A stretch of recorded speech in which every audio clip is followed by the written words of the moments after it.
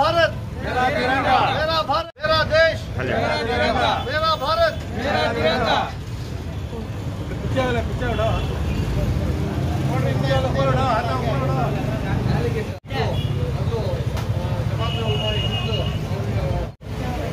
शायद क्लिप से होना देती हूँ ಏನು ಹತ್ತು ಕಡೆ ಬಂದ್ಬಿಡು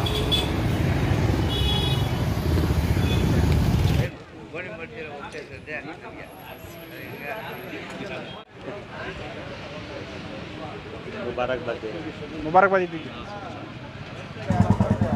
सबसे पहले अपने मुल्क की मोहब्बत हज़रत प्यारे रसूल सल्लल्लाहु अलैहि वसल्लम की ये एक अमल है ज़िंदगी का कि अल्लाह के रसूल सल्लल्लाहु अलैहि वसल्लम जब बहुत छोटी उम्र के थे तो मक्के के ऊपर कुछ दुश्मनों ने चढ़ाई की, जिसकी बुनियाद पर आप अलैहिस्सलातु वस्सलाम ने बचपन में ही अपने मुल्क की हिफाजत के लिए लड़ाई लड़ी हैं।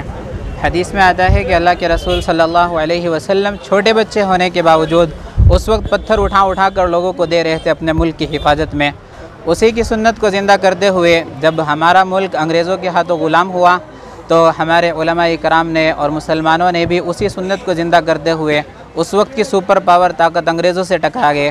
और मैं आज 75वें यौम आज़ादी पर यही सबको सबक देना चाहता हूँ कि हमें भी अपने नबी की तरह और अपने उलमा और मुसलमानों की तरह हमेशा हर कुर्बानी के लिए अपने मुल्क को सेकुलर बनाए रखने के लिए तैयार रहना है। इससे पहले सारे हिंदुस्तान के आवाम को हिंदुस्तान की आज़ादी की मुबारकबाद 75वीं देता हूँ।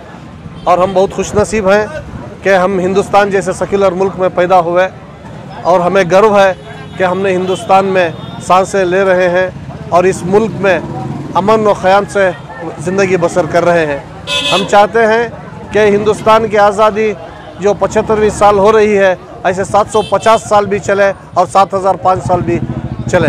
हिंदुस्तान एक आज़ाद मुल्क है जिसकी आज़ादी की बुनियाद हज़रत टीपू सुल्तान रहमतुल्लाह अलैह ने शुरू की थी ब्रिटिश को भगाने से।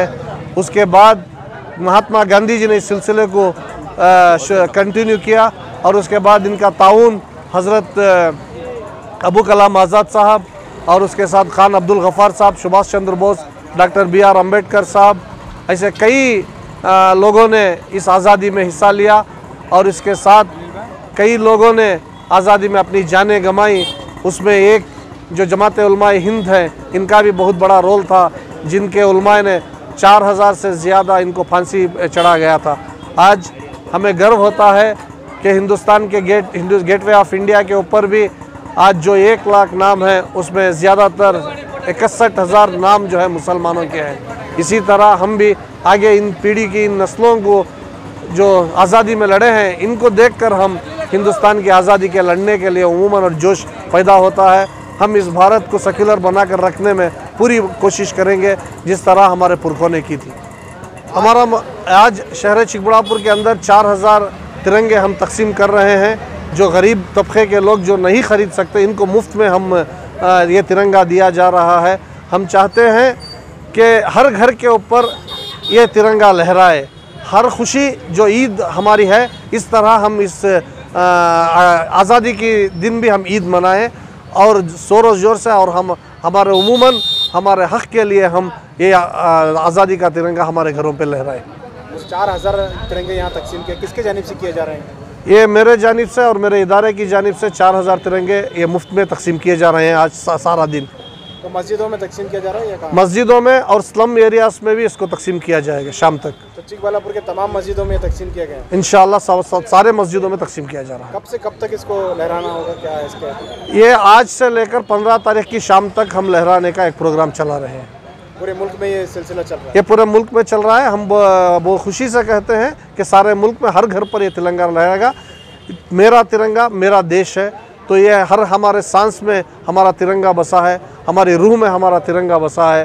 ये हम बहुत खुश नसीब हैं। ओके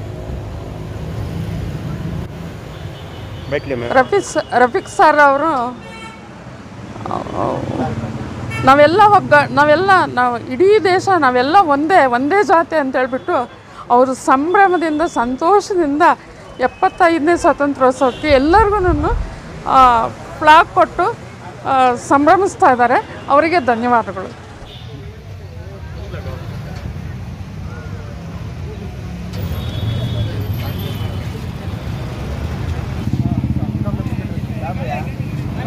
बेटा